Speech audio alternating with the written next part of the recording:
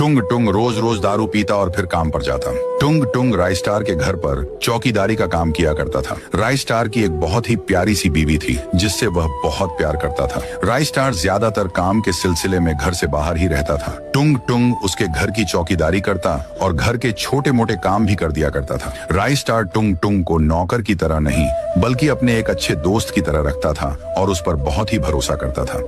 एक दिन राइस्टार किसी काम से शहर चला गया। उसी रात टुंग टुंग ने फिर से शराब पी ली और वह राइस्टार की बीवी पायल के कमरे में घुस गया। वह उस पर गंदी नजर डालने लगा और पायल के साथ छेड़छाड़ करने लगा। पायल ने गुस्से में आकर एक चाकू से टुंग टुंग को जान से मार दिया। थोड़ी देर बाद जब राइस्टार घर पहुंचा तो उसने देखा कि पायल घर के बाहर ही खड़ी है। उसने पूछा, क्या हुआ, घर के बाहर क्यों खड़ी हो? तब पायल ने थोड़ी देर पहले हुई सारी घटना उसे बता दी। राइस्टार का खून खौल उठा। उसने कहा, अच्छा किया तुमने उसे मारकर, वो इसी लायक था। दोनों उसकी लाश के पास गए और उसकी लाश को कब्रिस्तान में दफना दिया। धीरे धीरे समय बीतता गया। एक दिन पायल कुछ दिनों के लिए अपने मायके चली गई। उसी रात जब राइस्टार अपने बेड पर सो रहा था तभी उसे एक आवाज सुनाई दी। वह झट से उठा तो उसने देखा कि सामने टुंग टुंग की आत्मा खड़ी है। उसने रोते हुए कहा, राइस्टार मेरे भाई, मैं शराबी जरूर था लेकिन इतना गिरा हुआ नहीं था। जिस दिन तुम किसी काम से घर से बाहर गए थे उसी रात मैं घर के बाहर पहरा दे रहा था। तभी मैंने देखा कि पास के ही गाँव का एक छापरी लड़का जिसका नाम साबिर बॉस था, वह घर के पीछे की खिड़की से